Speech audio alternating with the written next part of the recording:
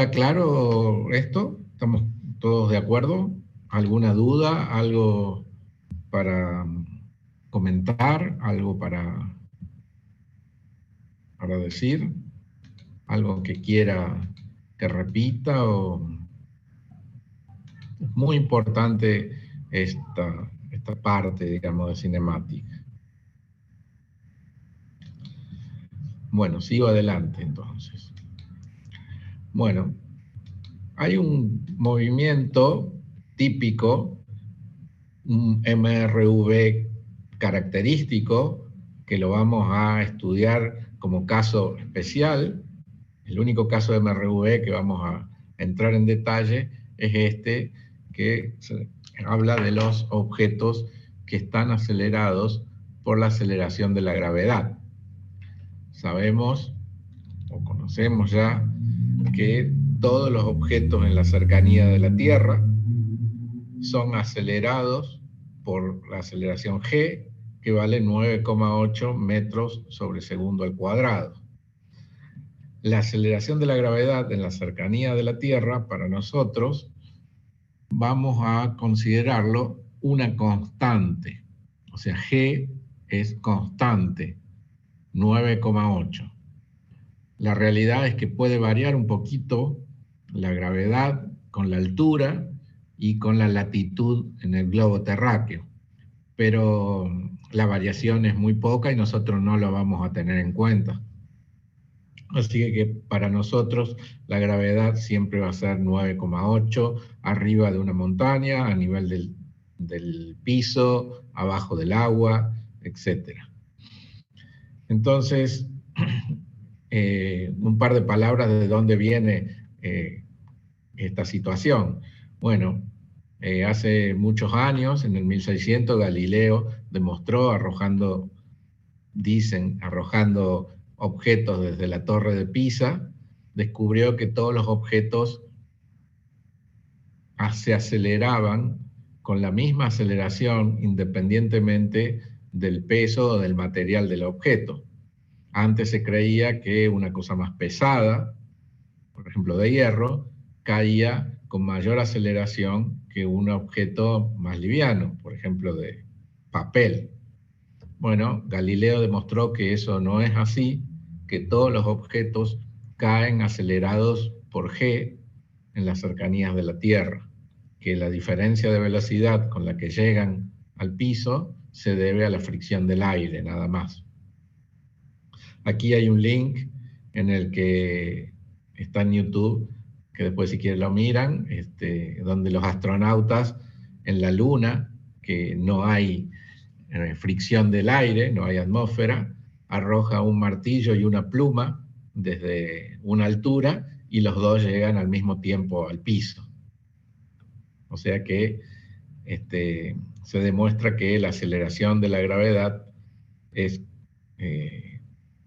una constante para todos los objetos. Por supuesto, en la Luna hay menos gravedad que en la Tierra, ¿sí? Este apunte no lo subió, ¿verdad? No, aún no. Ok. Bueno, entonces ya por el momento vamos a decir eso nada más. Después, cuando veamos las leyes de Newton, vamos a entrar con algún detalle más en lo que es la fuerza que hace que los objetos caigan con la aceleración de la gravedad. Pero digámoslo rápido, para que los objetos, Newton se dio cuenta que para que los objetos caigan con una aceleración de la gravedad tiene que haber una fuerza, la que hoy llamamos fuerza gravitatoria, que atrae los objetos que estamos en la Tierra o en la cercanía de la Tierra. Esa fuerza gravitatoria es la que produce la aceleración o la que causa la aceleración de los objetos. Bien, entonces, el movimiento de arrojar un objeto hacia abajo o soltar una moneda, una piedra o tirarlo para arriba, también es un movimiento rectilíneo. Y ese movimiento rectilíneo está afectado por la aceleración de la gravedad. Por lo tanto, este movimiento es un MRV típico con aceleración constante. Y en este caso una aceleración conocida, g. Entonces, cuando los objetos están sometidos únicamente a la fuerza de atracción gravitatoria, o sea, no hay ninguna otra fuerza actuando sobre el objeto, se dice que está en caída libre. No solo, atención, no solo está en caída libre algo que está cayendo, sino también la moneda arrojada hacia arriba, acá en este caso, también está en caída libre, porque por más que vaya hacia arriba, solamente está afectada la moneda por la fuerza de la gravedad, que va a ir frenándola a medida que vaya subiendo, hasta un punto en que empezará a caer de nuevo. Para nosotros ese es un movimiento MRV con una aceleración igual a g. Y ambos objetos están, decimos, en caída libre. Por más que esté subiendo, no esté cayendo, ¿no? Bien, entonces nosotros teníamos, como les dije recién, la posición y la velocidad para todos los MRV, son las ecuaciones que vimos recién. Entonces, estos movimientos también los podemos describir con esas dos ecuaciones, las que vimos recién de posición y velocidad en función del tiempo, donde en vez de la aceleración voy a poner g, que ya sabemos cuánto vale. Así que aquí están de nuevo las ecuaciones del movimiento. Posición que habíamos visto y posición y velocidad en función del tiempo. En este caso, en el caso que vimos la semana pasada y todo lo que vimos la semana pasada, el movimiento era rectilíneo en el eje X. Ahora el movimiento va a ser rectilíneo, pero en el eje Y. Es una convención nada más, pero en general usamos el eje Y como para especificar las alturas o los objetos que se mueven a lo largo de una altura. Bien, como ustedes recordarán, cuando teníamos que analizar un objeto que esté cayendo, por ejemplo acá está la Torre de Pisa, si ahí estuviese Galileo a una altura inicial y sub 0, 50 metros por ejemplo creo que tiene, y arrojase la piedra y soltase la piedra caería acelerada con la aceleración g.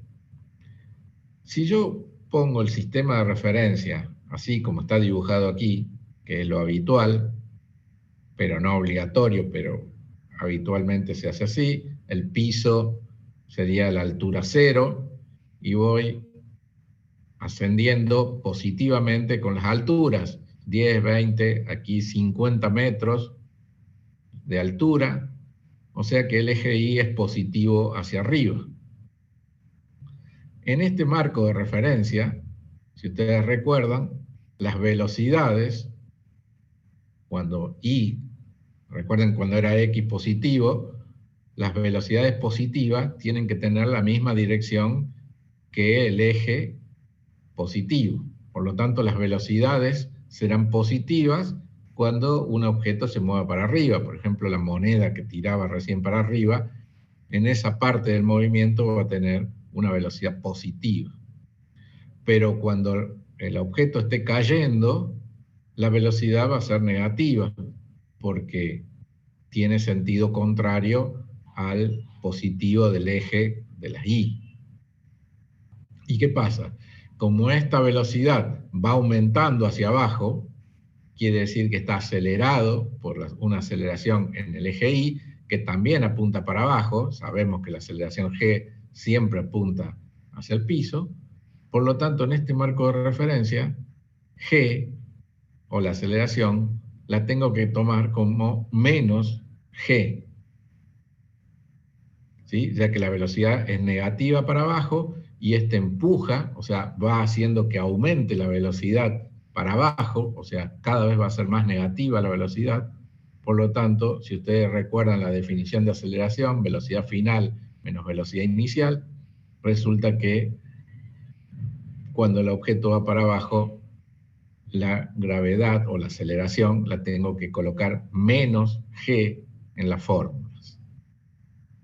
Entonces, teniendo esto claro, voy a transformar estas ecuaciones que las vimos para el eje X, voy a escribirlas igual, pero para el eje Y. En vez de velocidad en X, voy a poner velocidad en Y, y en vez de A sub X, voy a poner la aceleración en X, voy a poner aceleración en Y, y ese le voy a poner menos G. Entonces, hago la transformación, aquí, en esta parte, la transformé al movimiento, o sea, las ecuaciones de movimiento para un objeto que se mueve a lo largo del eje Y, y aquí, al poner la aceleración como menos g, ya definí que el movimiento va a ser un movimiento rectilíneo uniforme acelerado por la gravedad y en este marco de referencia, tomándolo así al eje Y. Entonces ahora tengo estas ecuaciones que acá tienen el número 1 y 2, que me van a decir cuál va a ser la velocidad y cuál va a ser la altura del objeto, de la piedra, que se mueva en el eje Y en cada instante de tiempo. Para cada instante de tiempo, por ejemplo, si yo suelto la piedra desde aquí y pongo el cronómetro en 0, empiezo a medir, la piedra va a empezar a caer desde una altura I sub 0 y va a llegar al piso con una velocidad, y la altura va a ir cambiando con esta ecuación. Profe, una pregunta. En la Sí. segunda fórmula, ¿qué significa YO? Este sería la Eso. posición inicial, I sub Pero 0. no inicia siempre desde 0. No. Fíjate acá que I sub 0, en este marco de referencia, si yo estoy parado aquí con Galileo en el techo de la torre, estoy aquí empieza el movimiento, suelto la piedra, por ejemplo, y la altura inicial es 50 metros, por ejemplo, I sub 0. Gracias, profe. En este ejemplo, ¿no? Sí. En general, este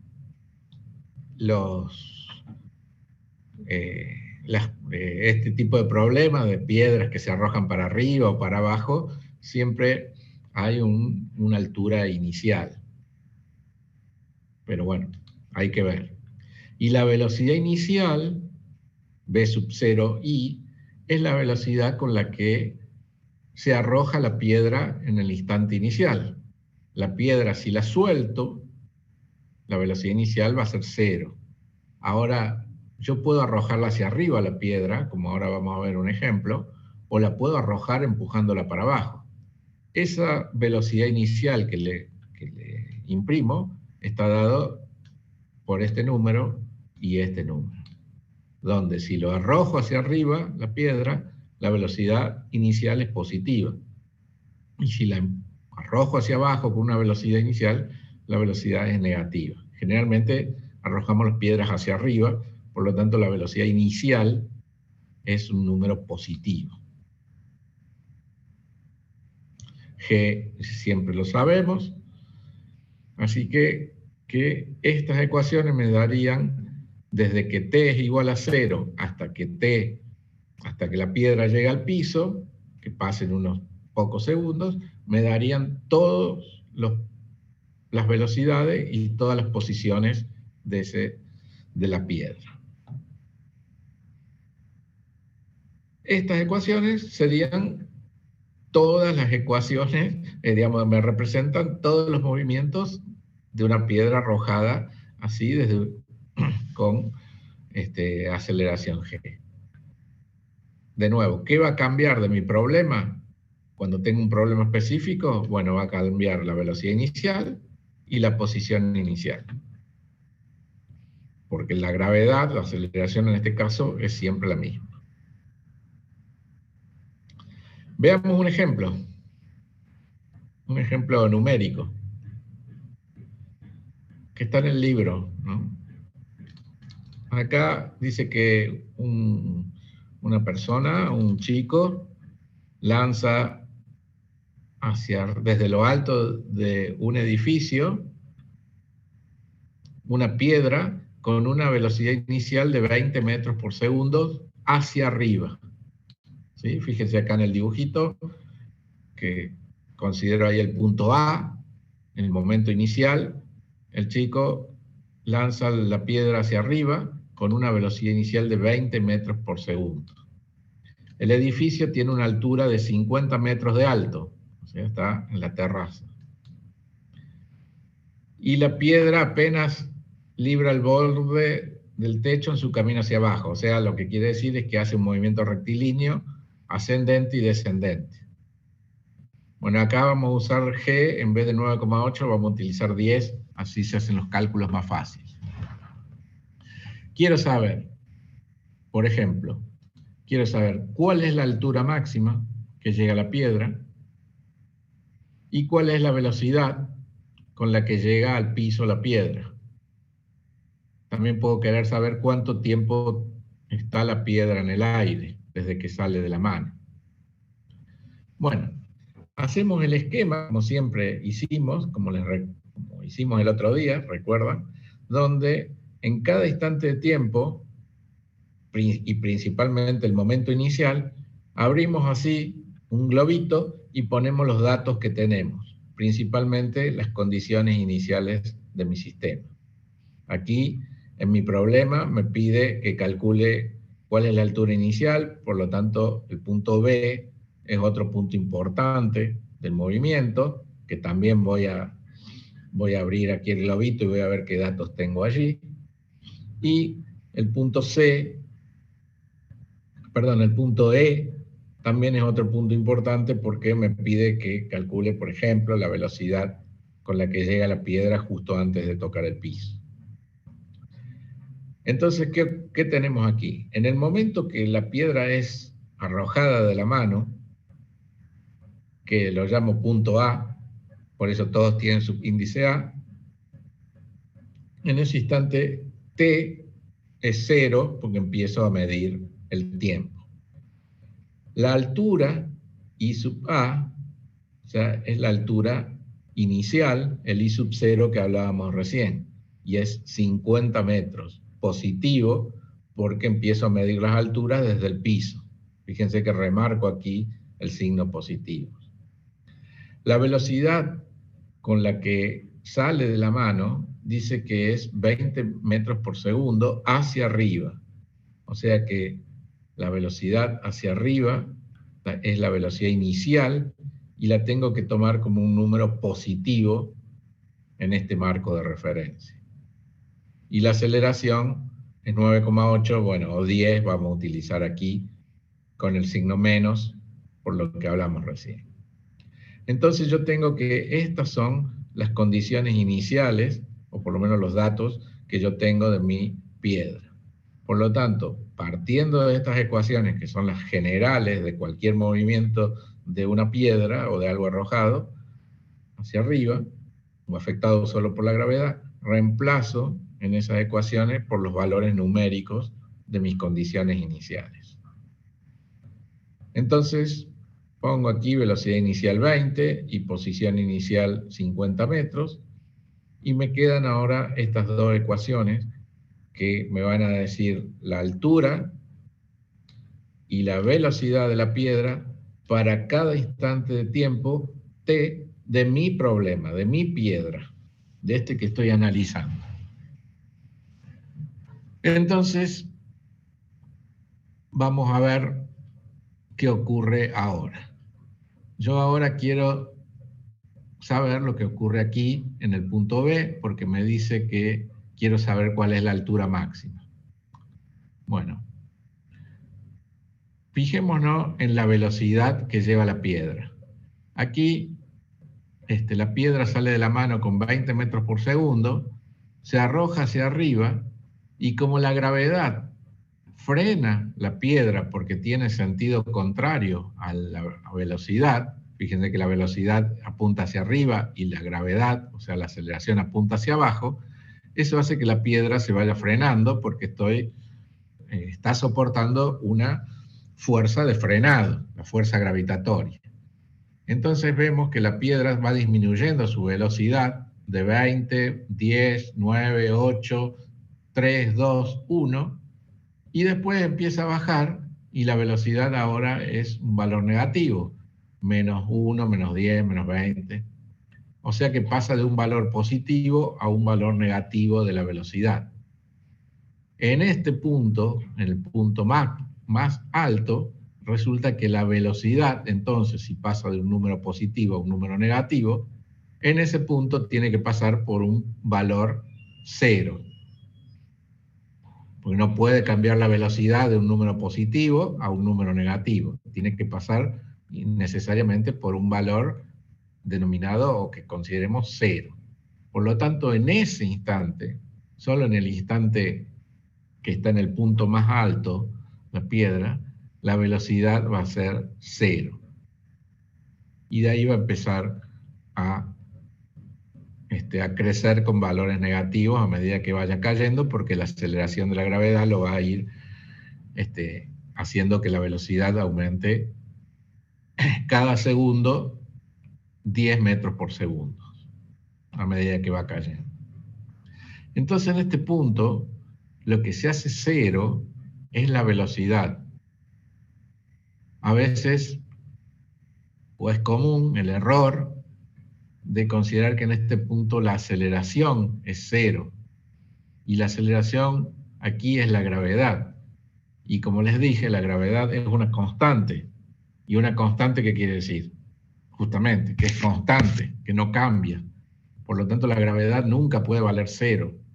La gravedad siempre vale 9,8. Es una constante, su nombre lo dice. Por lo tanto, lo que se hace 0 aquí en el punto B es la velocidad. Entonces, yo tengo las ecuaciones del movimiento de mi piedra, de mi problema. Entonces, veamos qué ocurre en este punto B. Abro el globito y veo que en este instante, que llamo T sub B, la piedra llega ahí arriba. No tengo el dato de cuánto tardó la piedra en llegar arriba.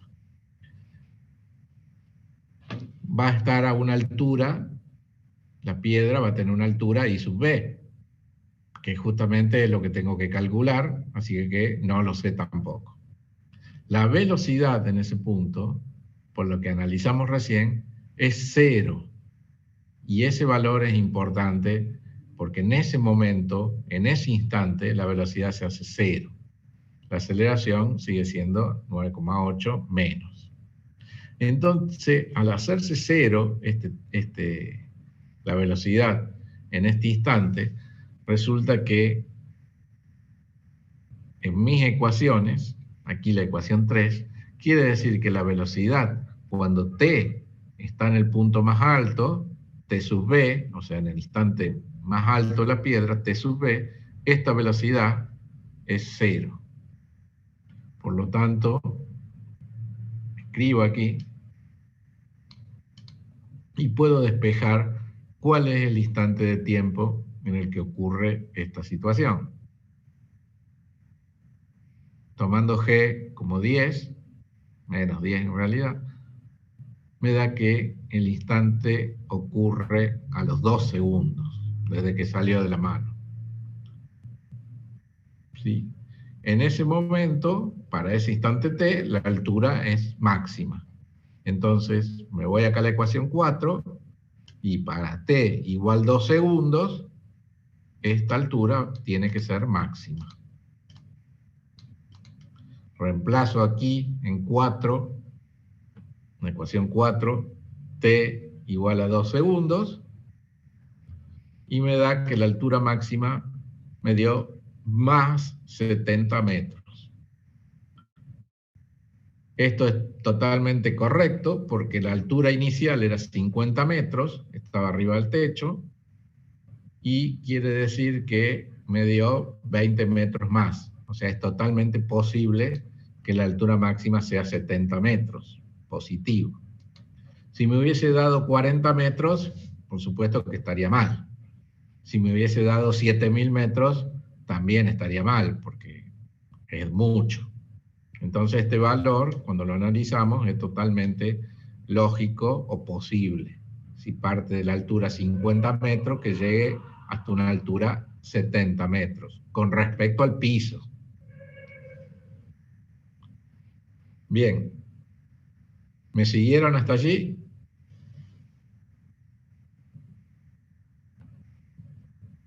¿Se entiende hasta ahí? Sí, profe. Bueno, ahora quiero saber, por ejemplo,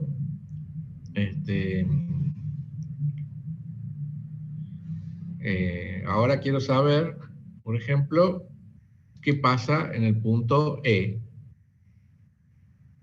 ¿Cuánto tiempo tardó o con qué velocidad llegó justo antes de que toque el piso? Entonces, ¿qué hago? Hago lo mismo. Pongo aquí en el punto E, me paro allí y abro el globito donde vuelvo a colocar las variables y pongo los datos que tengo. El instante T sub E, el instante final, no lo conozco, no sé cuánto tardó la piedra en llegar al piso. La velocidad tampoco la conozco, es lo que me pide el problema. Y la altura en ese momento justamente es 0 porque la piedra llegó al piso. ¿Se dan cuenta? O sea, en ese momento, para ese instante T sub E, la altura es 0 metros porque la piedra llegó al nivel del piso. Entonces, de nuevo, agarro mis ecuaciones y sé que en esta ecuación 4, cuando T, o sea, en esta ecuación 4, en el momento final, I es 0. Y eso va a ocurrir para un determinado tiempo. En realidad va a haber dos tiempos para el que ocurre eso, porque esto me queda una ecuación de segundo grado. Va a haber dos valores de T que hagan 0 esta ecuación. ¿Me van siguiendo? O sea que cuando la piedra llegue al piso y vale 0, me va a quedar esta ecuación de segundo grado, donde voy a obtener sus raíces, y sus raíces van a ser los dos valores de T que satisfagan que la altura es 0.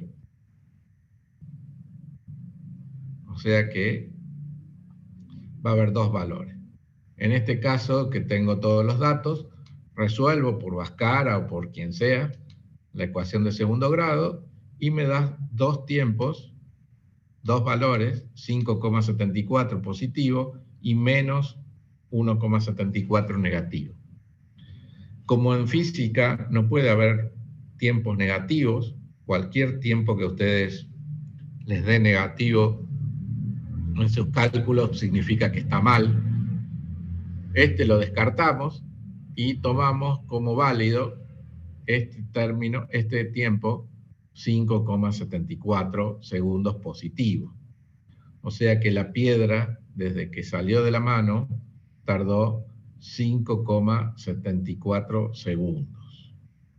Tardó 2 segundos en subir y 5,74 segundos en total desde que salió de la mano. O sea, 2 en subir más 3,74 en bajar.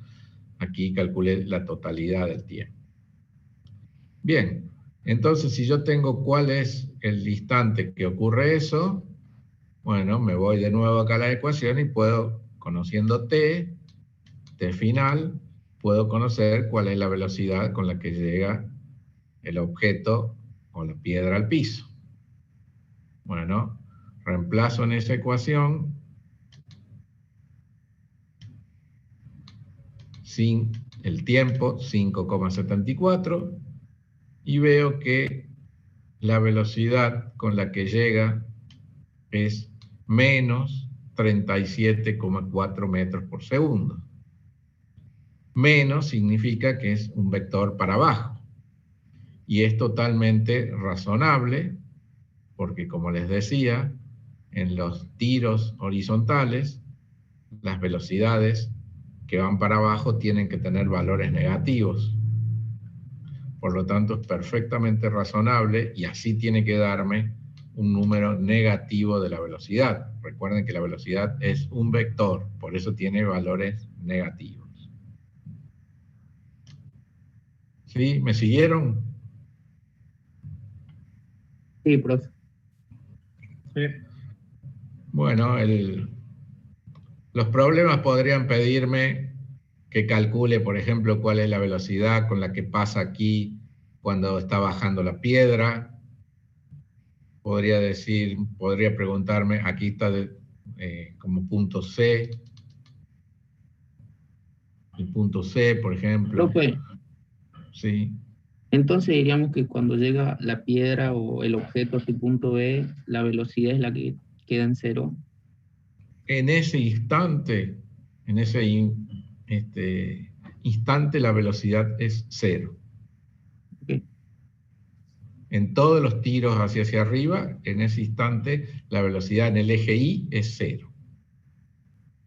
dale, profe. Gracias. El problema también me podría preguntar qué ocurre, por ejemplo, cuando pasa por el punto B, por ejemplo, cuál es la velocidad o cuál es el tiempo que tardó en subir y pasar por el punto D, que cualquiera sea lo que me pregunte el problema, yo voy a hacer siempre lo mismo. Voy a hacer el globito y voy a ver qué datos tengo allí de ese punto característico y voy a evaluar las ecuaciones de mi piedra para ese instante y si tengo el tiempo, bueno, puedo calcular la velocidad en ese punto y la altura. Y si no tengo el tiempo, bueno, puedo tratar de despejar el tiempo y utilizarlo para conocer la velocidad y la altura para ese instante t. ¿Sí? Cualquiera sea lo que me pida, siempre tengo que hacer lo mismo. Hacer el globito y evaluar las ecuaciones mías de mi piedra en ese instante. En algunos casos le va a quedar esta situación, una ecuación de segundo grado, donde van a tener que resolver las raíces y a veces van a tener que elegir cuál es el que estamos estudiando. Como les digo, si es un tiempo, siempre usaremos tiempos positivos. O sea, siempre me tiene que dar tiempos positivos.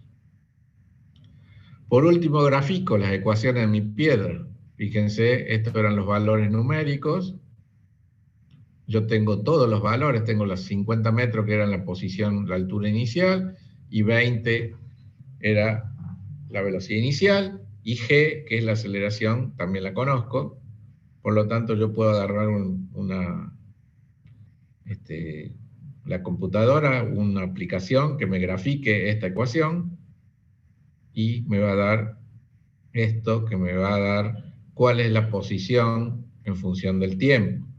Fíjense, en el instante cero sale desde los 50 metros, a los 2 segundos, como calculamos recién, va a estar a los 70 metros, y a los 5, y algún 74 segundos va a llegar al piso. La altura va a ser 0.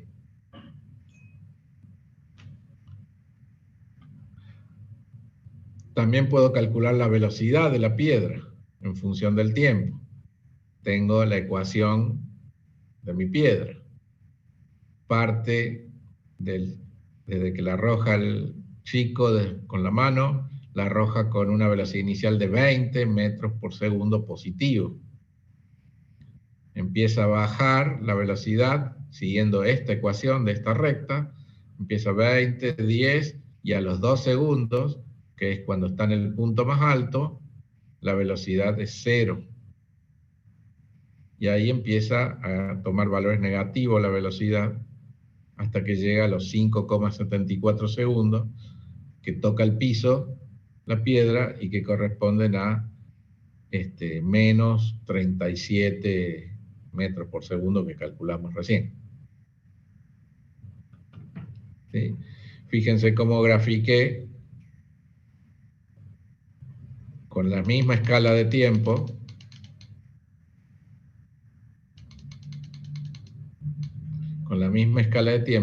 la altura, y en función del tiempo, y la velocidad en función del tiempo, donde el eje del tiempo está en la misma escala. En donde puedo ver que, por ejemplo, acá a los 2 segundos la velocidad es 0 y la altura es máxima. Estas ecuaciones no son otras que estas, que las ecuaciones de mi piedra. Estas dos.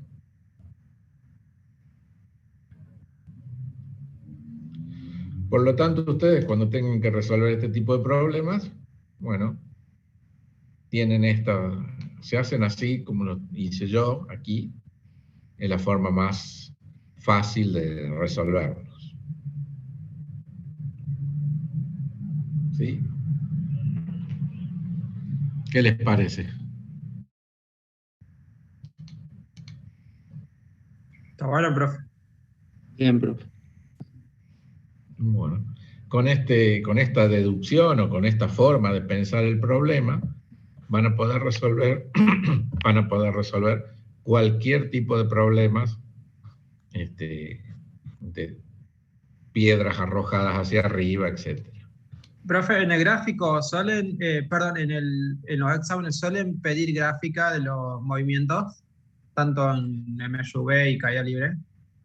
Mirá, no suelen pedir, te suelen a veces dar gráficas Ah, para sí. que vos analices algo. No tanto en caída libre, pero en MRV, Sí. no sé si hiciste los ejercicios, Ah, te sí, sí, sí, vi.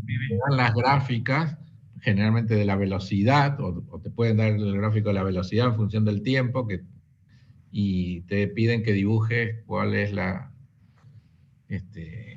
posición en función del tiempo, la Ajá. aceleración.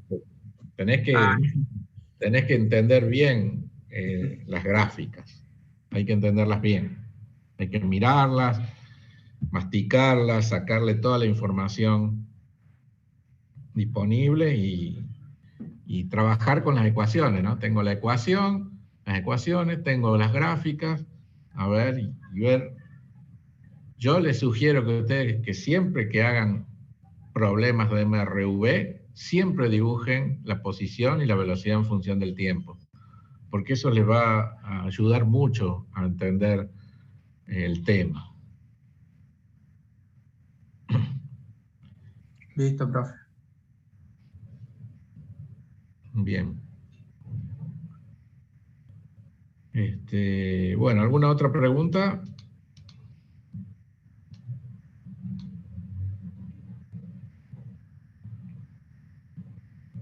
No, profe.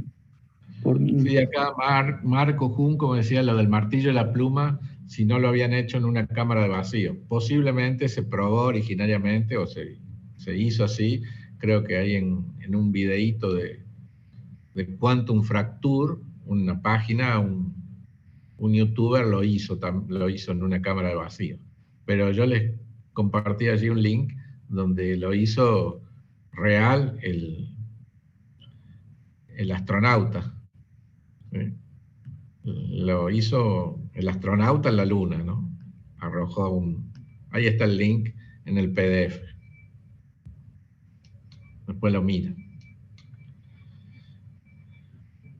Bien. Ahora vamos a hablar, ya si esto quedó claro, vamos a continuar ahora con el movimiento en 2 dimensiones. Hasta ahora vimos objetos que se movían en el eje X o en el eje Y, la piedra recién, que tenían un MRU o un MRV moviéndose en un solo eje. ¿Qué pasa cuando un objeto se mueve en un plano XY? Por ejemplo, si yo miro de arriba un plano de la ciudad y veo el movimiento de algún colectivo, de algún móvil, se está moviendo en un plano.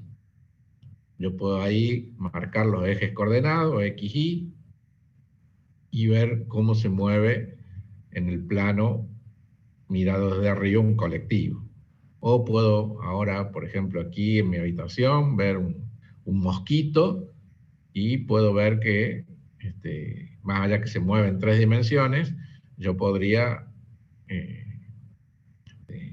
imaginar que se mueve en 2 dimensiones nada más, en un plano, o en un papel, o en una ventana, etc. Entonces, el movimiento en 2 dimensiones, vamos a necesitar nosotros dibujar las trayectorias en un plano XY. ¿Sí? Entonces, ahora ya en el eje X no está el tiempo, sino está X, o sea, este es la dirección X y este Y es la altura, por ejemplo. Entonces vamos a suponer que tengo una partícula que puede representar cualquier cosa, que va siguiendo una trayectoria como esta, que está acá dibujada en medio anaranjada en este archivo. Si recordamos lo que habíamos visto en el movimiento en una dimensión, ahora vamos a ver lo que ocurre en 2 dimensiones. En un instante inicial, cualquiera, que yo empiece a medir, T sub I o T sub 0, la posición de la partícula, por ejemplo, está allí, pero la posición la habíamos definido con un vector, y ese vector lo llamo R sub I de inicial. El vector está con respecto a un punto O, 0, que es donde yo coloqué mis ejes coordenados, puse un punto 0 arbitrario, como la otra vez, en cualquier punto. De ahí voy a medir todas las posiciones. En el instante inicial la partícula está aquí. Posteriormente, pasado un delta t, un intervalo de tiempo, la partícula está aquí, en este punto B. Ese instante le llamo t final. Y la posición ahora está dada por este vector R final. Si recordamos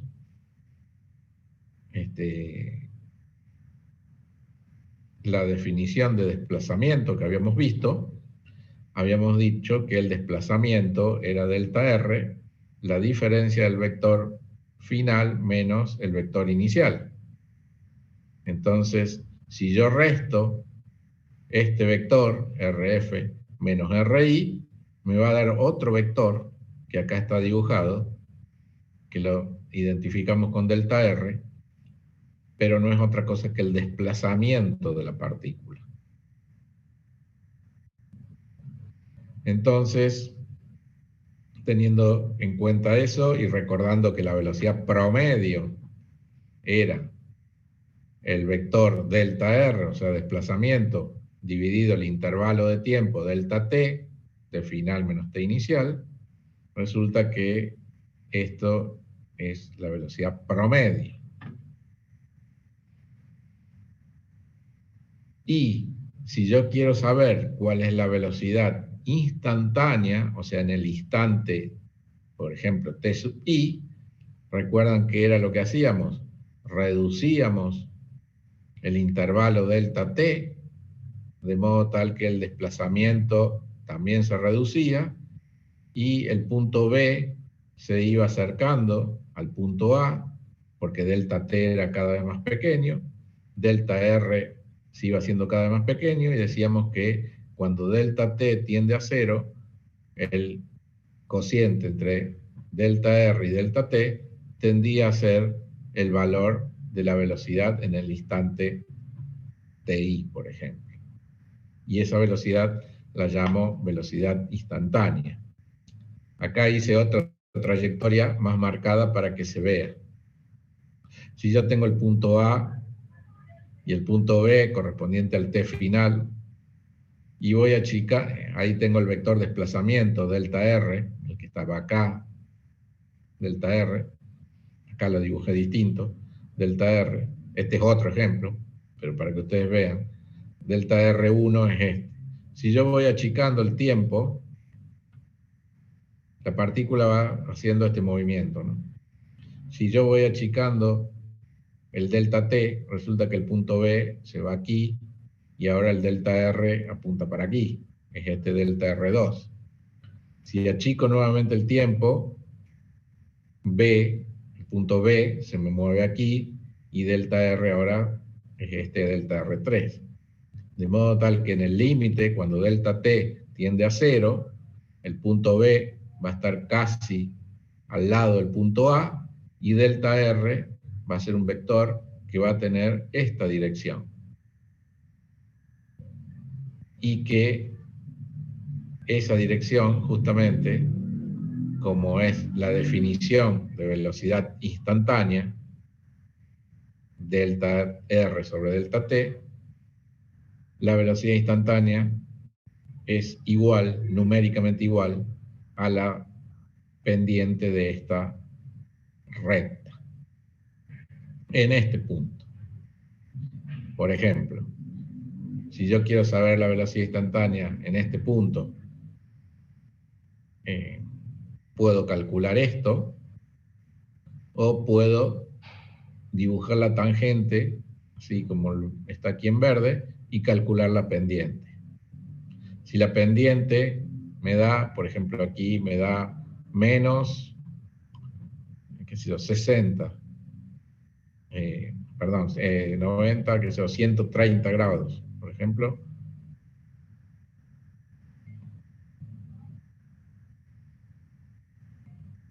esta pendiente en realidad tiene, esta pendiente, si yo calculo, me va a dar un número negativo. Ese número negativo va a ser igual a la velocidad instantánea. Por ejemplo, si me da menos 50, significa que la velocidad es negativa de 50 metros por segundo. Es lo que habíamos visto ya. Por lo tanto, en cada punto de la trayectoria, si yo grafico su tangente, la tangente, me va a dar en todo momento, para cada instante, la velocidad instantánea en ese punto. ¿Sí? ¿Recordamos esto?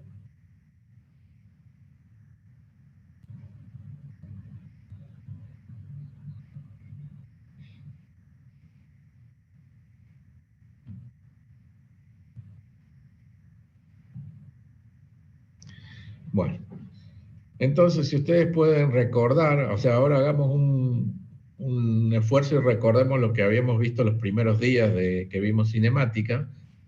El vector posición, recuerdan, era un vector en X, que tenía una dirección positiva o negativa del eje X.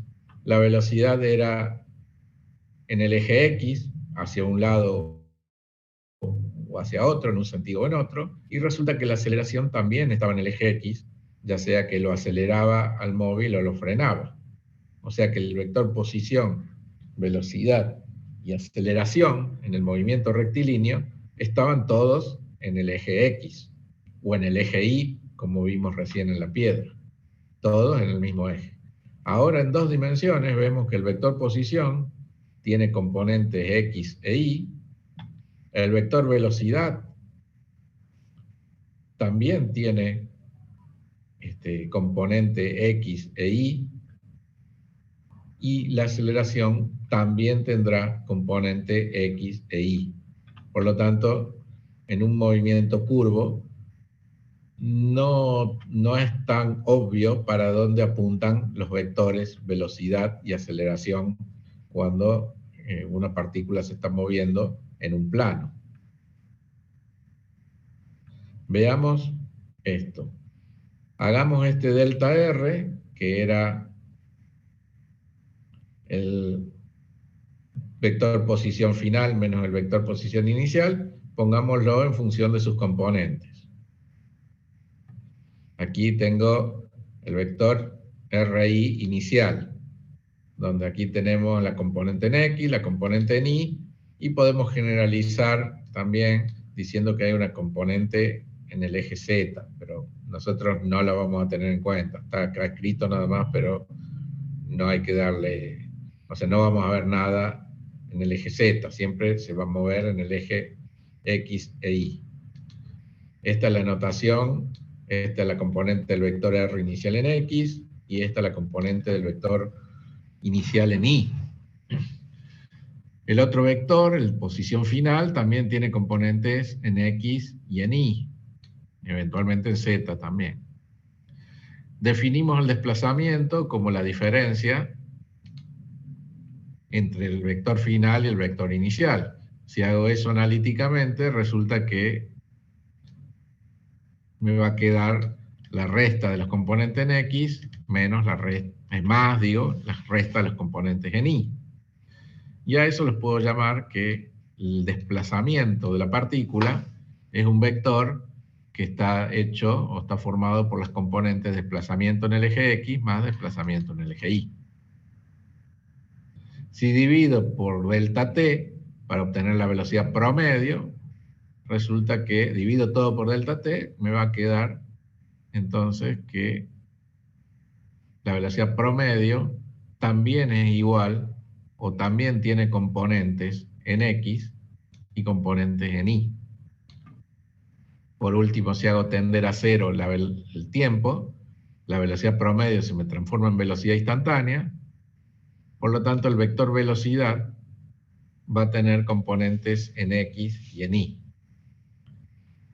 Y esta es la situación.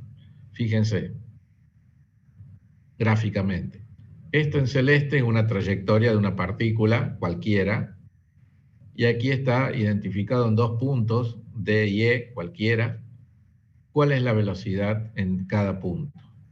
La velocidad en cada punto es este vector que está aquí en rojo. La velocidad en D es este y la velocidad en E es este. Fíjense que, como les dije, la velocidad es tangente a la trayectoria en cada punto. Y ese vector, en este punto, que es la velocidad instantánea, tiene componentes, una componente en X y una componente en Y. Por lo tanto, el vector velocidad instantánea también va a tener componentes X e Y.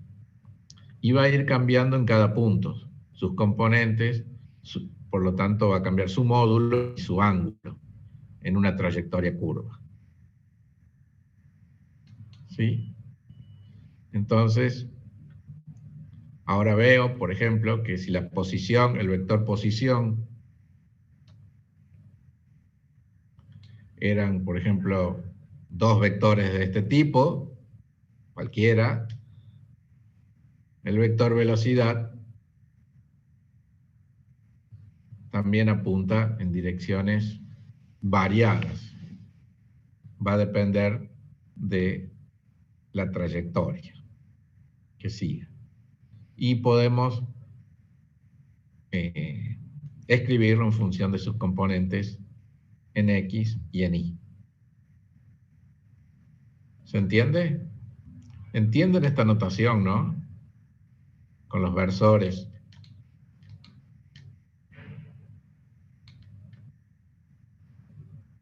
¿Lo vieron en álgebra? ¿Sí o no?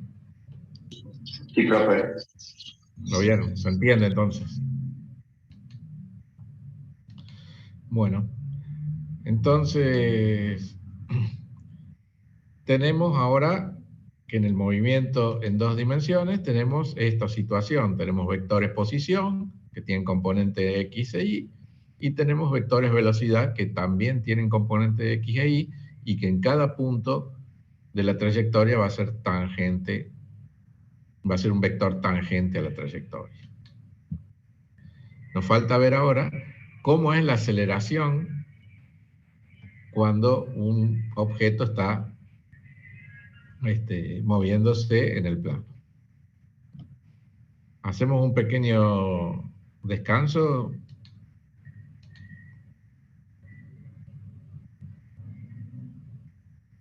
¿5 minutos? ¿Les parece?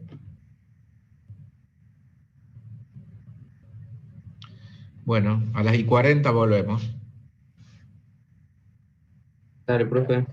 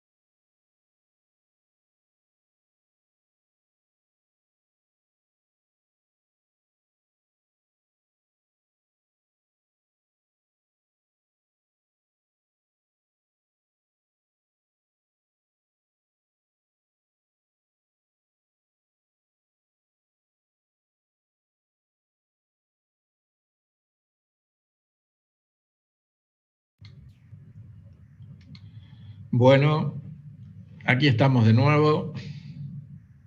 Continuamos un poquito más.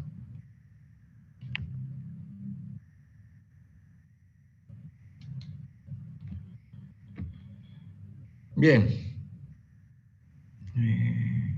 ¿Estamos grabando? Sí, bien. Entonces, aquí tenemos ya el vector posición, el vector velocidad de una partícula que se mueve en el plano. Y ahora vamos a ver qué pasa con la aceleración. Según lo habíamos definido, según se definió hace muchos años, la aceleración promedio, era igual al cambio de velocidad en el tiempo. Ustedes recuerdan que cuando vimos el movimiento en una dirección, en el eje X, por ejemplo, cuando un objeto, un móvil, iba aumentando su velocidad, la aceleración era positiva, y cuando el objeto moviéndose, por ejemplo, en el eje X, va disminuyendo su velocidad, su aceleración es negativa y decimos que está frenando. Pero fíjense bien la definición de velocidad. La definición de velocidad dice que, la definición de aceleración dice que la aceleración es el cambio del vector velocidad. Y el vector velocidad puede cambiar, como buen vector que es, puede cambiar tanto de módulo como de ángulo, de dirección y sentido que tiene. En los ejemplos que vimos en el eje X, cuando un objeto aceleraba, lo que cambiaba era el módulo del vector velocidad. Y cuando frenaba, cambiaba el módulo del vector velocidad. Pero ambos vectores eran en el mismo eje, en el eje X. No cambiaba el ángulo del vector velocidad. Fíjense lo que ocurrió ahora en el movimiento en dos dimensiones, como vimos recién. El vector velocidad, en este ejemplo cualquiera, en este punto D tiene una dirección y un sentido. Y en este punto E no solo tiene otro módulo, el vector B, sino que también tiene otra dirección y otro sentido. En el caso que sea más curvo el movimiento, fíjense aquí cómo lo dibujé. En el punto A, el vector velocidad tiene esta dirección, este sentido y este módulo, y en el punto B tiene este.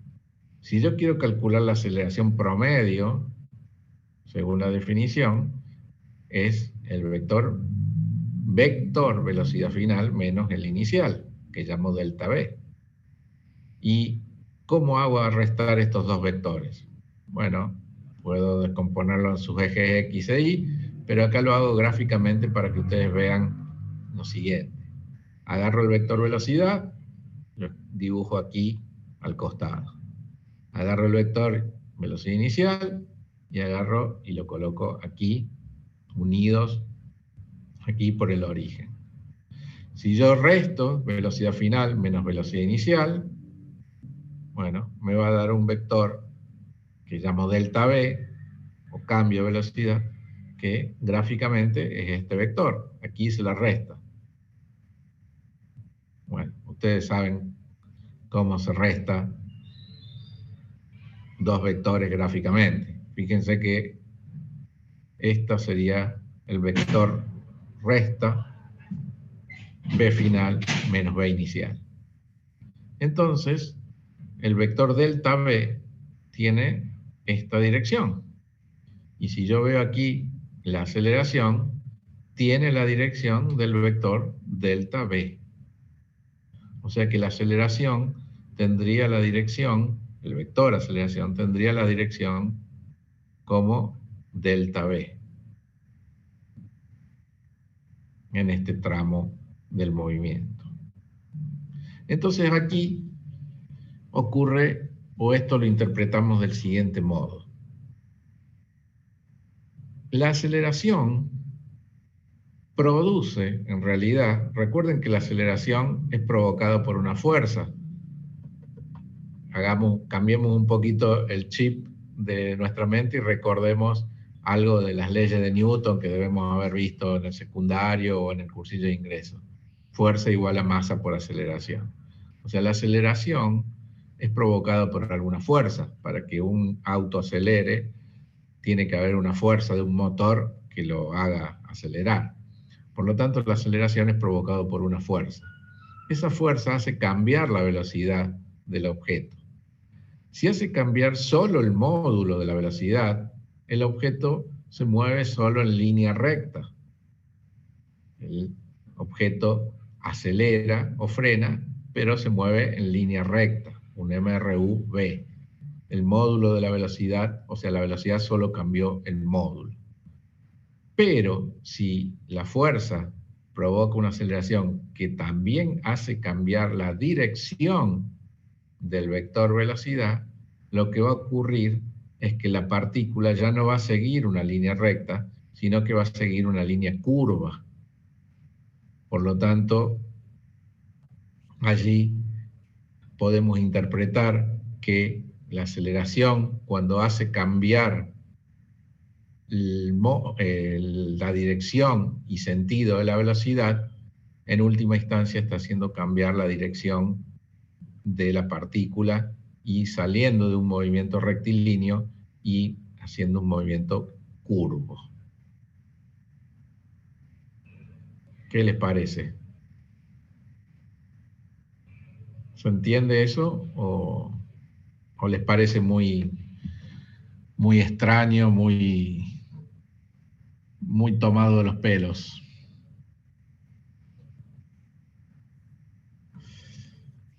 A mí la verdad es que me parece un poco medio extraño. Bueno, efectivamente esto es algo totalmente nuevo para ustedes, y todo esto sale del hecho de que tenemos que manejarnos con vectores. Por eso del primer día estamos trabajando con vectores. Aquí ya lo vamos a ver un poco más en profundidad, pero cuando veamos el movimiento circular, pero por el momento quedémonos con esto. La definición de la aceleración indica que, o lo que me está indicando es un cambio de la velocidad en el tiempo. Pero la velocidad puede cambiar en módulo como en ángulo. Entonces lo interpretamos del siguiente modo a la aceleración. Cuando a la aceleración solo cambia el módulo, el objeto bajo estudio solo cambia su rapidez, va más rápido o más lento. Y cuando la aceleración cambia la dirección del vector velocidad, la partícula se mueve en una trayectoria curva, deja de tener un movimiento rectilíneo y se curva, de modo tal que el cambio tanto del módulo como del ángulo o de la dirección del vector de velocidad hace que la partícula cambie de rapidez y de dirección. Recuerden que en última instancia lo que hace cambiar de dirección a un objeto que esté moviéndose es una fuerza. Y la fuerza tiene o aplica una aceleración a ese móvil. Y esa aceleración implica un cambio de velocidades, por definición.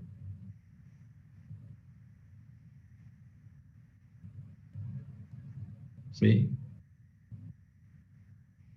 ¿Qué les parece?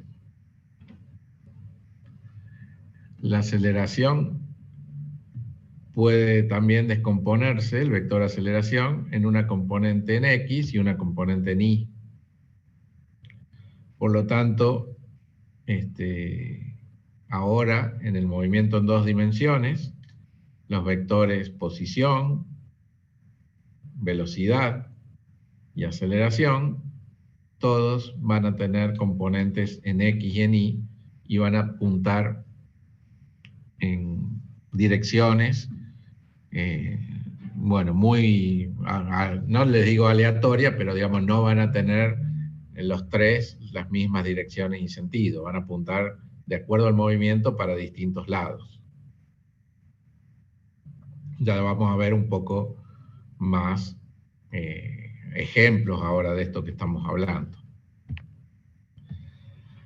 Así que si nos quedamos con eso y ahora utilizamos las fórmulas que vimos para el movimiento unidimensional, que habíamos visto que en el eje X la posición y la velocidad estaban dadas por las ecuaciones de movimiento. Ahora resulta que la posición es un vector que tiene componente en X y en Y, y la velocidad también tiene componentes en X y en Y, y la aceleración también tiene componente en X y en Y.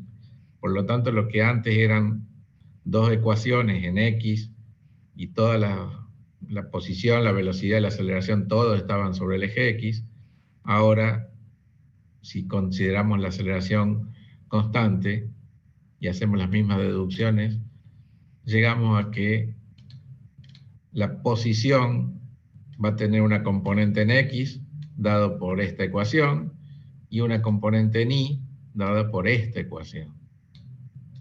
Donde, fíjense que tiene sus componentes de la velocidad en X y la aceleración en X. Todos los componentes en X o todos los componentes en Y. Y la velocidad, el vector velocidad, va a tener sus componentes v sub X y v sub Y. Y va a ser igual a lo que antes veíamos como velocidad inicial más aceleración por tiempo. Pero ahora es velocidad inicial en X más aceleración en X por tiempo, la componente de la velocidad en X, y de igual forma la velocidad, la componente del vector velocidad en Y va a ser la velocidad inicial en Y más la aceleración en Y por tiempo.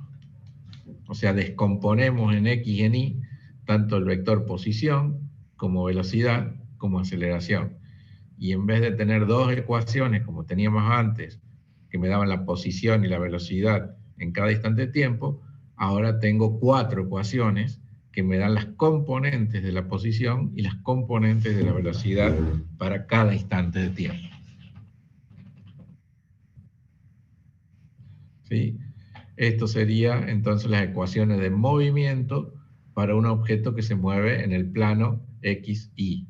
Me daría las componentes del vector R, X e Y, y las componentes del vector velocidad, v sub X y v sub Y, para cada instante de tiempo.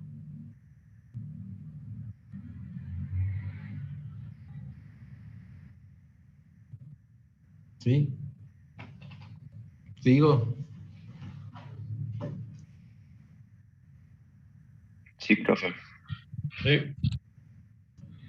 Bueno, entonces veamos un poco un ejemplo.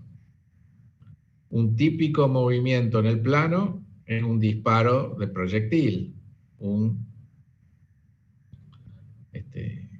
proyectil disparado desde un punto va a seguir una trayectoria, acá graficada en celeste, y va a llegar al piso, en este ejemplo, por ejemplo, cualquiera. Puedo disparar o puedo suponer que el proyectil sale del nivel del piso y llega al piso. O puedo hacer que el proyectil salga desde una altura, bueno, etcétera. Va a haber distintos ejemplos. Vamos a suponer, en este primer ejemplo, que el proyectil sale del punto A a nivel del piso y llega al punto E al nivel del piso. En este punto A está el cañón que dispara, y ni bien sale del cañón, el proyectil sale con una velocidad inicial, que llamo v sub 0, que es un vector, fíjense, que tiene un ángulo, que es disparado con un ángulo, y ese ángulo, que aquí escribí como θ sub 0, se llama ángulo de disparo. Esto vendría a ser, de acuerdo a la fuerza que tenga el cañón, va a salir con más o menos velocidad el proyectil de adentro del cañón. Por ejemplo, sale con 50 metros por segundo, la velocidad inicial, y un ángulo de disparo, pongámosle aquí, parece que 50 grados, 60 grados con respecto al eje X. Fíjense que a medida que pase el tiempo, los instantes, el vector velocidad, aquí dibujado en rojo, tangente a la trayectoria, va a ir cambiando.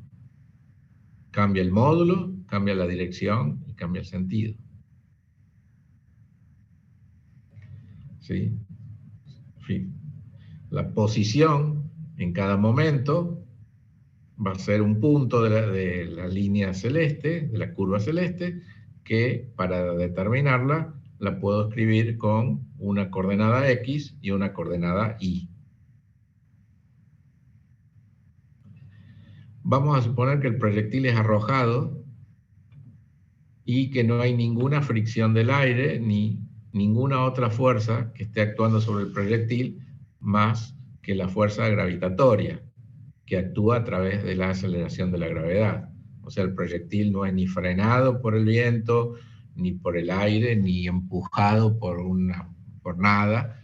Por lo tanto, la única fuerza que siente ese proyectil, y por lo tanto la única aceleración que siente, es la de G, que apunta hacia abajo en la dirección de menos I, en este marco de referencia. Entonces, Galileo, que fue el primero que estudió este movimiento, hizo el siguiente análisis. El movimiento de una partícula, de un proyectil de este tipo, puedo suponer que tiene una fuerza o una aceleración aplicada en el eje Y, y en el eje X no hay ninguna fuerza ni ninguna aceleración, porque como les dije, no hay ningún viento, ni aire, ni nada. Entonces puedo descomponer este movimiento mirando lo que pasa en el eje Y y en el eje X, y la composición de lo que pasa en ambos ejes sería el movimiento real. Entonces, para su análisis voy a dividir, digamos, el estudio viendo qué pasa en el eje Y y qué pasa en el eje X. Si ustedes pueden ver, o podemos decir, que en el eje Y lo que está ocurriendo es un movimiento MRV afectado por la gravedad, por la aceleración de la gravedad, que es lo mismo que ocurría cuando arrojábamos una piedra hacia arriba, un MRV con la aceleración en el eje Y menos G. Y en el eje X, lo que está ocurriendo es que si inicialmente la piedra o el proyectil sale con una velocidad inicial en el eje X, fíjense aquí, en el eje X, la velocidad inicial, si la descompongo, tiene una componente en el eje X, y como en el eje X no hay ninguna fuerza ni ninguna aceleración, ni nada que lo frene, esta velocidad se va a mantener constante.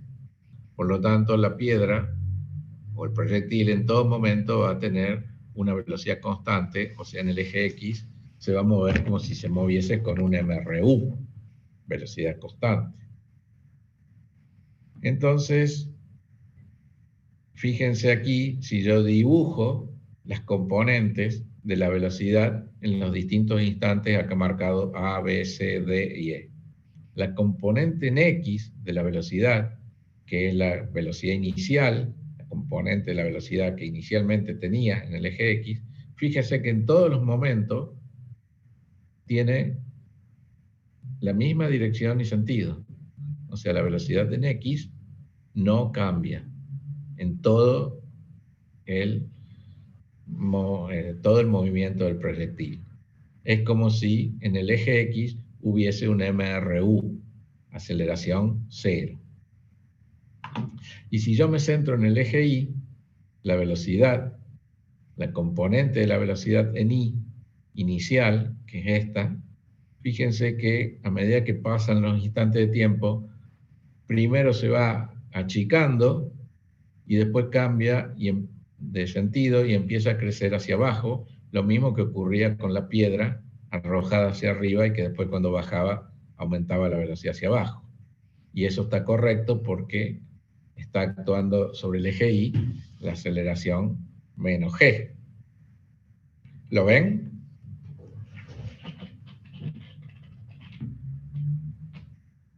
¿Ven lo que estoy diciendo aquí gráficamente o no lo ven?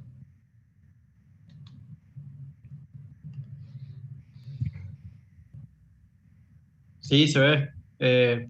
Velocidad en X es constante y bueno, la velocidad en Y se va achicando hasta llegar a una altura máxima y luego crece negativamente hasta Eh, llegar al piso nuevo.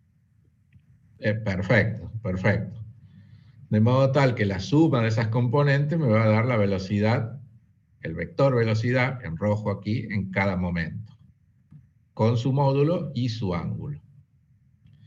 Bueno, entonces Galileo dijo esto, entonces podemos, a partir de lo que dijimos recién, de las ecuaciones de movimiento, podemos aplicar estas ecuaciones de movimiento, ya que son en el plano y son MRU en X y MRUV en Y, y puedo transformar estas ecuaciones en las ecuaciones de movimiento de un proyectil. ¿Cómo voy a hacer? Bueno, en X no tengo aceleración en X, porque hay un MRU, por lo tanto este término es 0, y este término es 0. O sea, no hay aceleración en el eje X. Y en el eje Y, la aceleración es menos g. Así que este valor lo tengo como menos g. Entonces, transformo esas ecuaciones generales, teniendo en cuenta esto que les estaba diciendo, y llego a las ecuaciones del movimiento de un proyectil, donde aquí tengo la coordenada X y la coordenada Y del proyectil para cada instante de tiempo, y aquí tengo la componente en X de la velocidad, y aquí tengo la componente en Y de la velocidad para cada instante de tiempo t. Fíjense que, como dijimos, la componente en X de la velocidad para todo instante de tiempo es igual a la velocidad inicial en X. En cambio, la velocidad en Y va variando. Inicialmente tiene un valor y después, a medida que pasa el tiempo, va cambiando. Y este me daría el cambio de altura en función del tiempo, y este me daría la distancia en X que se va moviendo la piedra o el proyectil a medida que pasa el tiempo. Entonces, estas son las ecuaciones generales de un movimiento de un proyectil que no está afectado por ninguna otra cosa que no sea la aceleración de la gravedad o la fuerza gravitatoria. En este ejemplo que dibujé aquí, la posición inicial de la partícula o del proyectil, el punto A, X sub 0 e Y sub 0, o sea, las posiciones, las coordenadas iniciales, es 0. O sea, el proyectil sale del punto 0, 0. Pero a veces, en otros problemas, el proyectil sale desde alguna altura. Por lo tanto, no siempre Y sub 0 es 0. X sub 0 siempre es 0, pero a veces la altura inicial de la cual sale el disparo no es 0, es desde alguna altura, desde un edificio, desde una montaña, en los distintos problemas, ¿no? Entonces, ¿qué tenemos que calcular o qué vamos a calcular nosotros habitualmente cuando tengamos este tipo de problemas? Bueno, generalmente lo más común que nos pide, o sea, nos dan como dato la velocidad inicial, el problema básico es nos dan como dato el módulo del vector velocidad inicial, el ángulo de disparo, y nos pide, por ejemplo, cuál es la altura máxima que llega al proyectil y con qué velocidad llega al piso, y eventualmente nos puede preguntar cuánto tiempo tarda en llegar, y también nos pregunta cuál es el alcance del proyectil, donde alcance se llama a la distancia del punto A al punto E, o sea, en el eje X, qué tan lejos llega el proyectil. ¿Sí? Esas son las preguntas que nos pueden hacer, algunas de las preguntas básicas que nos pueden hacer cuando analizamos el tiro de proyectiles. Entonces, ¿nosotros qué tenemos? Como siempre, tenemos las ecuaciones de movimiento y tenemos que, a partir de nuestro problema, transformar estas ecuaciones de movimientos en cambiar aquí los valores por las condiciones iniciales y transformar estas ecuaciones en ecuaciones con números para obtener las ecuaciones del movimiento de mi piedra. ¿Sí? Bueno, hay dos formas de hacerlo. Uno en letras, o sea, la demostración en letras, que es lo que está acá a continuación, y otra en números. Vamos a hacerlo en números porque me parece que es más fácil. Déjenme que abra aquí. Sí. ¿Cómo era?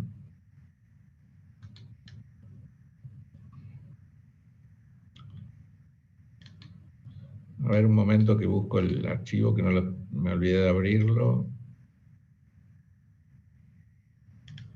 Están ahí, no se me duerman, ¿eh?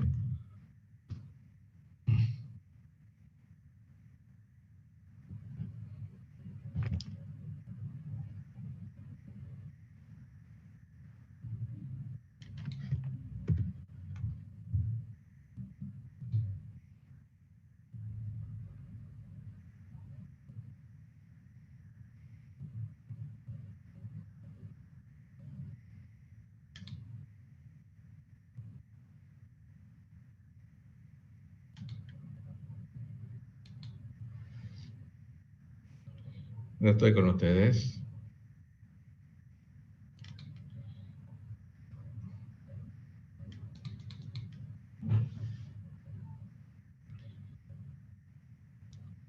Bueno.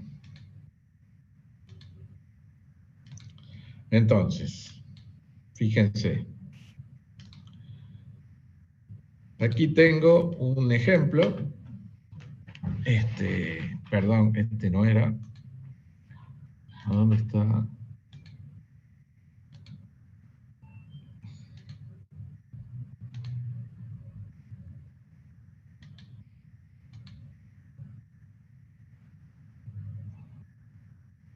Mm.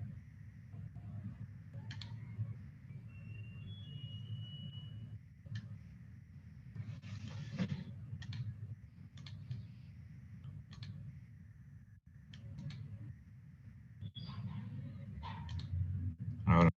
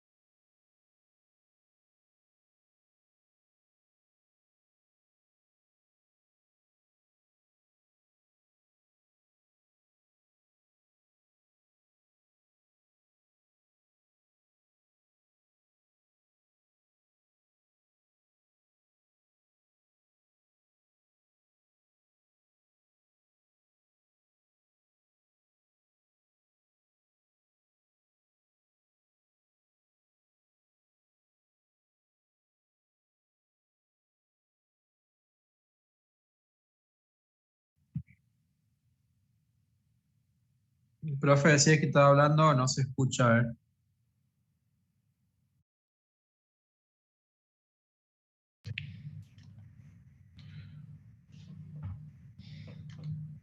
Perdón. Cierto que vamos de nuevo.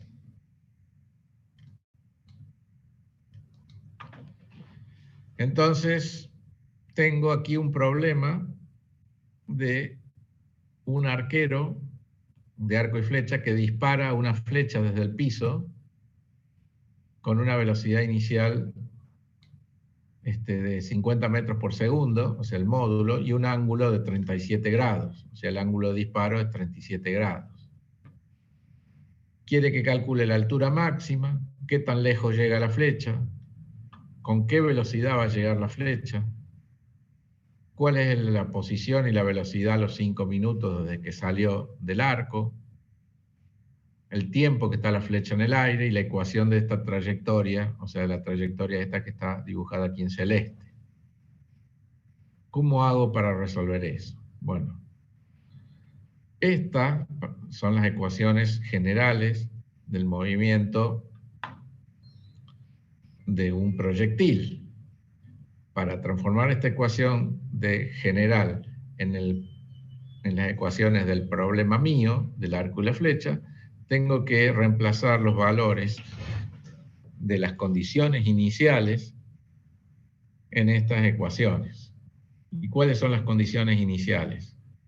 Bueno, la posición x sub 0, y sub 0, que en este caso es 0 en ambos casos. La aceleración en i es g menos g, el instante inicial t sub 0, 0 segundos, desde que sale la flecha del arco. Y necesito conocer las componentes en x y en y del vector velocidad inicial. Para eso descomponemos el vector en sus componentes y recordamos, b sub x era b sub 0 coseno de tita y b sub y b sub 0 por el seno de tita. ¿Está claro eso? ¿Todos lo tienen claro? ¿A cómo descompongo este vector en sus componentes x e y? Profe, ¿Sí? ahora si estamos viendo de 2 dimensiones, ¿cómo sería de 3 dimensiones? Y en 3 dimensiones sería, por ejemplo, en la habitación, donde estás vos ubicada, que tiene alto, largo y ancho. ¿Sí? Ah, bueno, pero lo vamos a tomar en este parcial.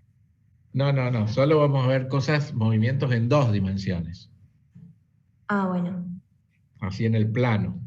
Típicamente este movimiento, como se dice, el disparo de proyectiles, y después vamos a ver otro que es el movimiento circular. Ah, bueno, gracias. Bueno, les estaba preguntando, ¿todos tienen claro cómo descomponer este vector en sus componentes, b sub x y b sub y, b sub 0x y b sub 0y, me imagino? Bueno, entonces aquí el vector b sub 0 era 50 metros por segundo, por el coseno de 37 me da 40 metros por segundo, o sea, la componente en el eje x del vector velocidad inicial me da 40, y el vector en el eje y, componente, me da 30 metros por segundo. Por lo tanto, ahora reemplazo estas condiciones, que son las condiciones iniciales, la posición inicial de la flecha y la velocidad inicial en sus componentes en estas ecuaciones. Entonces, lo hago y entonces me quedan así, donde ahora estas ecuaciones son las ecuaciones de mi flecha, de mi problema, donde esta me da cuál es la distancia en x a medida que pasa el tiempo, esta es cuál es la altura en y a medida que pasa el tiempo, esta me da la componente en x de la velocidad, que es constante, 40 metros por segundo, y este me da la componente de la velocidad en y, que sí va cambiando con el tiempo, con esta ecuación. Por lo tanto, estas son las ecuaciones del movimiento de la flecha mía, de mi problema. ¿Cómo voy a hacer a trabajar con ellas? Bueno, voy a ver distintos instantes de tiempo y voy a calcular su posición y su velocidad. Por ejemplo, el problema me decía, ¿cuál es el vector posición y velocidad a los 5 segundos? Bueno, eso lo puedo resolver muy fácil. Pongo aquí t igual 5, 5 por 40 me da 5 por 4 son 200 metros. O sea, los 5 segundos, x vale 200 metros. Y la componente y, bueno, reemplazo acá t por 5 segundos y me va a dar una altura. Entonces ahí voy a tener la posición, la coordenada x e y de la piedra cuando t vale 5 segundos. Lo mismo hago acá. Cuando t vale 5 segundos, obtengo la componente de la velocidad en el eje y la componente de la velocidad en el eje x ya sé cuál es. Bueno, teniendo las componentes de la velocidad, puedo calcular el módulo de la velocidad para ese instante t igual 5 segundos. Otra cosa que me preguntaba era cuál es la altura máxima de la flecha. Entonces, h le ponemos. A ese punto, por ejemplo, lo llamo A. Entonces, ¿qué ocurre en este punto A? Si yo pongo la coordenada X y la coordenada Y en ese punto, no las conozco. No tengo como datos cuánto vale X ni cuánto vale la coordenada Y. Lo que quiero averiguar justamente es la coordenada Y, que me da la altura de la flecha. ¿Cuál es la velocidad que tiene en este punto? Bueno, en este punto, la velocidad en X, la velocidad en X era constante, 40 metros por segundo, y en el punto más alto, la velocidad en Y se hacía 0. ¿Recuerdan el tiro cuando tirábamos la piedra hacia arriba? Bueno, si yo analizo el proyectil solo en el eje Y, es como si fuese una piedra tirada hacia arriba que en este punto llega al punto más alto y después empieza a bajar. Entonces, en este punto, la velocidad en Y, la componente Y de la velocidad en este punto es 0. Por eso está aquí en rojo. Eso ocurre en un instante, t sub a, que no sé cuánto vale. Bueno, pero sé que la velocidad en Y en ese punto es 0. Entonces hago lo mismo que antes. Me fijo acá y digo, bueno, para un determinado t sub a, esta velocidad es 0. Entonces puedo calcular el tiempo que tardó la flecha en llegar hasta allí. Despejo el t, o sea, en el instante a, t sub a, pasaron 3 segundos desde que salió de la flecha. Y teniendo el instante, el tiempo que tardó en subir, puedo ahora calcular la altura y para cuando t vale 3 segundos, que en ese momento y va a ser la altura máxima, justamente porque lo calculé en función de eso. Calculo, reemplazo t igual a 3 segundos en la altura y me da que la altura máxima es 45 metros.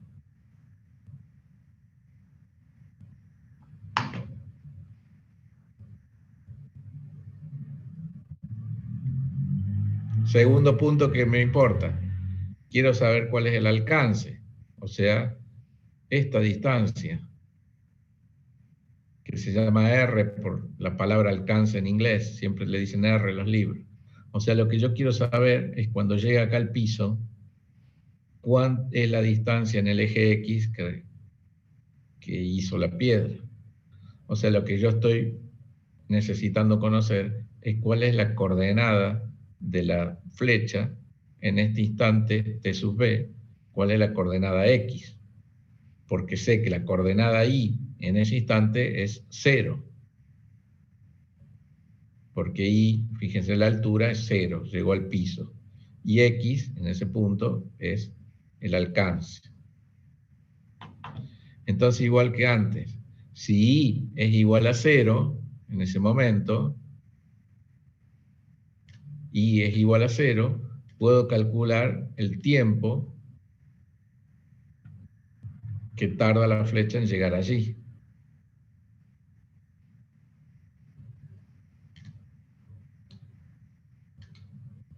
De nuevo me da una ecuación de segundo grado, donde va a haber dos tiempos que me satisfagan la condición que y es igual a 0.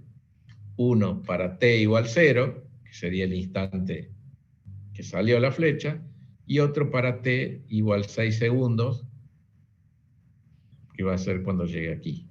O sea que a los 6 segundos llega la flecha al piso. Pero yo no quiero saber el tiempo, o mejor dicho, ahora quería saber el alcance.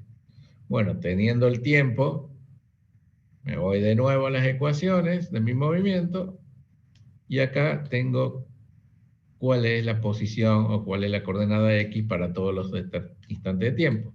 Para t igual 6 segundos, me va a dar X igual al alcance, 6 por 40,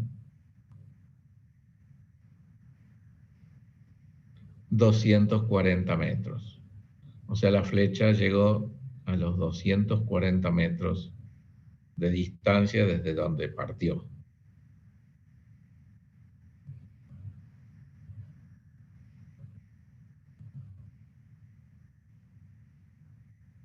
Si yo quiero saber cuál es la velocidad con que llegó, bueno, me fijo cuáles son las componentes. La componente en X era constante, valía 40, y la componente en Y, de nuevo a la ecuación, de la velocidad es esto. En ese instante, a los 6 segundos, reemplazo acá t por 6 y voy a obtener cuál es la componente de la velocidad en Y. Aquí lo hice. La velocidad en Y, puse t igual 6 segundos, la velocidad en Y me da menos 30 metros por segundo. Es correcto porque la componente en Y apunta hacia abajo en ese punto. Entonces tengo que b sub x, la componente en x es 40, y la componente en y de la velocidad es menos 30. Por lo tanto, el módulo de la velocidad en este punto, lo calculo aquí, y me da 50 metros por segundo también.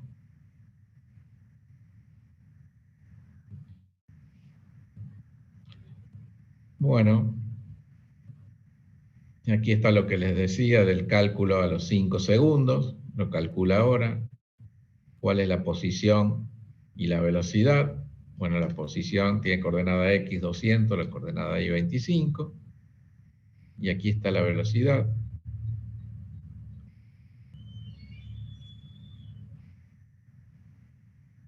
Y por último, quiero saber yo, me pide, cuál es la ecuación de la trayectoria de esta flecha. Y si ustedes ven esta trayectoria, que todos sabemos o hemos escuchado que es una trayectoria parabólica, ¿cómo sabemos si es una parábola? Bueno, si esto es una flecha y tiene una trayectoria parabólica, y acá tengo el eje X y acá tengo el eje Y, yo tendría que conseguir una ecuación de una parábola que sea Y en función de X. O sea, una ecuación que sea, por ejemplo, Y igual a X cuadrado más BX más C.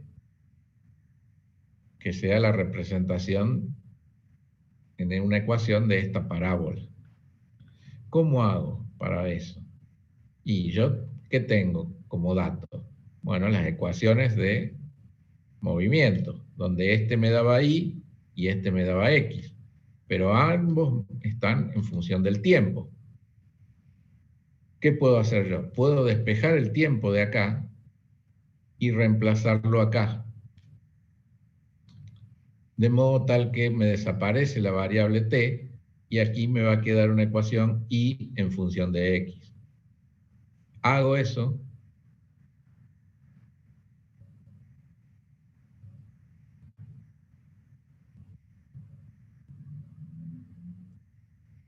despejo t en x y lo reemplazo aquí, lo reemplazo por los valores que tengo en mi problema, y fíjense cómo me quedan con números, y me queda que y en función de x me da la ecuación de una parábola, que si yo la dibujo con un programa que me dibuje funciones, fíjense cómo me da la posición de la flecha en función de x, esa parábola. Donde estos números está dado por la velocidad inicial, la gravedad, etcétera, que salieron de despejar t de acá, y reemplazarlo acá.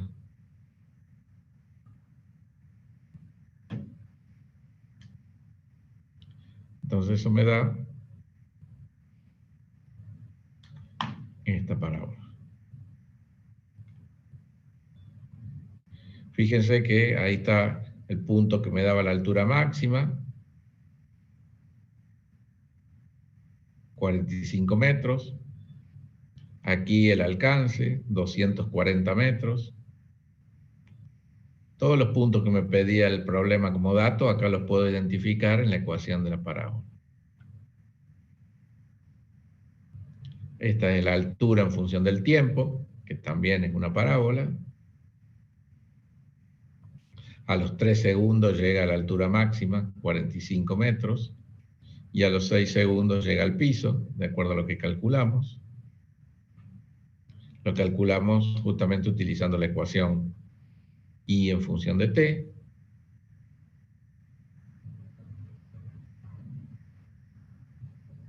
Y bueno, esto sería cómo se resuelve un problema de tiro oblicuo utilizando las ecuaciones del movimiento, pero en 2 dimensiones.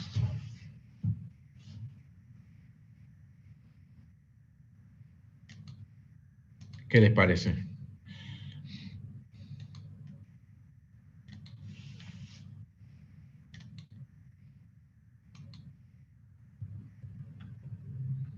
Aquí en el PDF, todo lo que recién les mostré con números está hecho con letras. B sub 0x, ven la altura,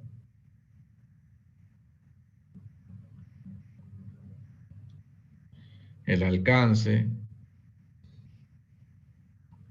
a que es igual, distintos tiros con distintos ángulos, y por último la ecuación de la trayectoria, como les decía, despejando t y reemplazando aquí, cómo me queda la ecuación de y en función de x. Con esto, Galileo demostró por primera vez que un proyectil que no está afectado más que por la fuerza gravitatoria describe una trayectoria parabólica. Aquí está su ecuación. Y que dependerá de los valores iniciales de la velocidad y del ángulo, ya que estas componentes dependen del ángulo de disparo.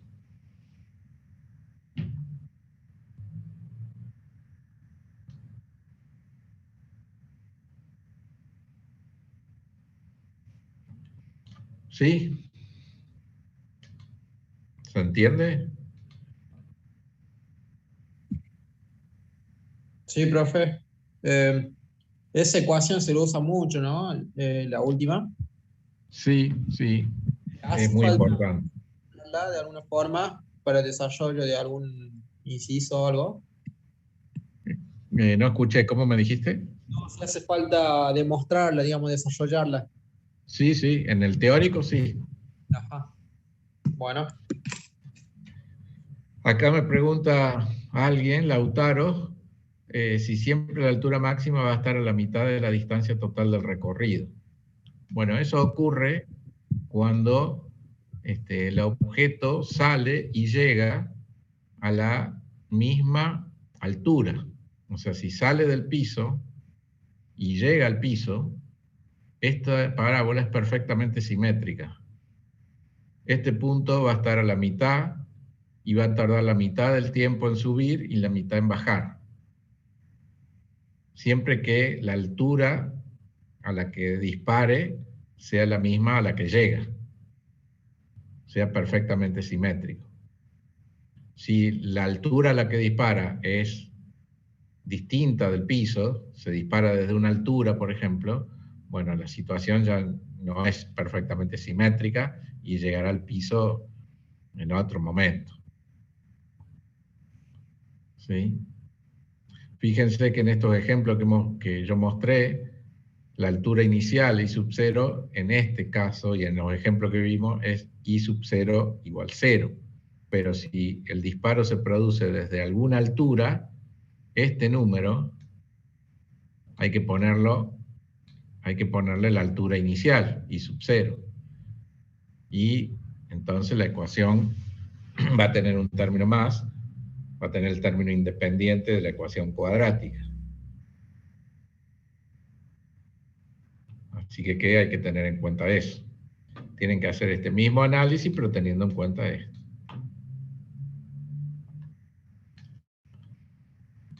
Les muestro una aplicación para terminar. Para que ustedes jueguen, se las voy a mostrar y ustedes van a jugar en su casa de una aplicación de tiros, de tiro oblicuo, de tiro de proyectiles, a veces le llamamos tiro oblicuo. A ver, un momento, a ver dónde está.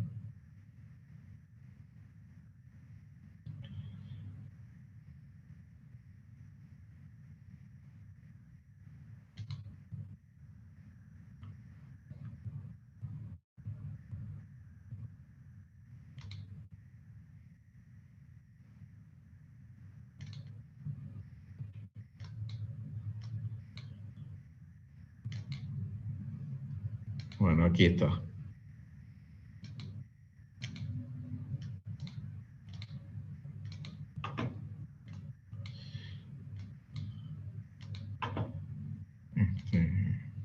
Fíjense, tengo un cañón en el que puedo cambiar la altura a la que disparo y puedo cambiar el ángulo de disparo también. Puedo cambiar la velocidad inicial con la que sale el proyectil. Bueno, voy a poner que lo muestre de modo lento. Puedo cambiar aquí qué es lo que disparo, si un zapallo, una pelota de golf, de béisbol, qué sé yo. Resistencia al aire, esto no lo usamos porque nosotros vamos a considerar que no hay ninguna resistencia al aire. Entonces, si arrojamos el proyectil, vemos que, bueno, vamos a bajar un poquito la velocidad inicial para que no se me vaya tan lejos. Para el proyectil, fíjense que acá estoy disparando de una altura de 2 metros.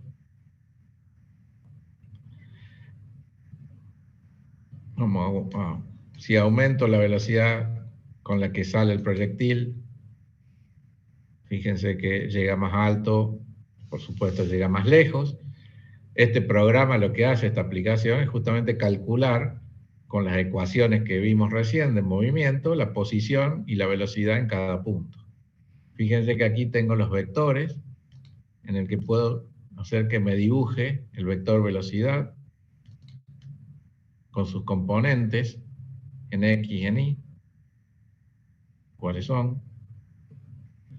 También puedo hacer que dibuje la aceleración. ¿Y la aceleración cuál es? Y 9,8, es constante, es siempre la misma. Es la aceleración de la gravedad. ¿Qué más puedo tocar acá? Bueno, puedo cambiar la altura, como les dije. Y puedo cambiar, bueno, la fuerza, la velocidad con la que sale y el ángulo de disparo. Ustedes pueden jugar y o probar, hacer problemas y probar estos disparos. ¿Sí? Bueno, eso es todo lo que había traído para hoy. No sé si ustedes tienen alguna duda, quieren preguntarme algo.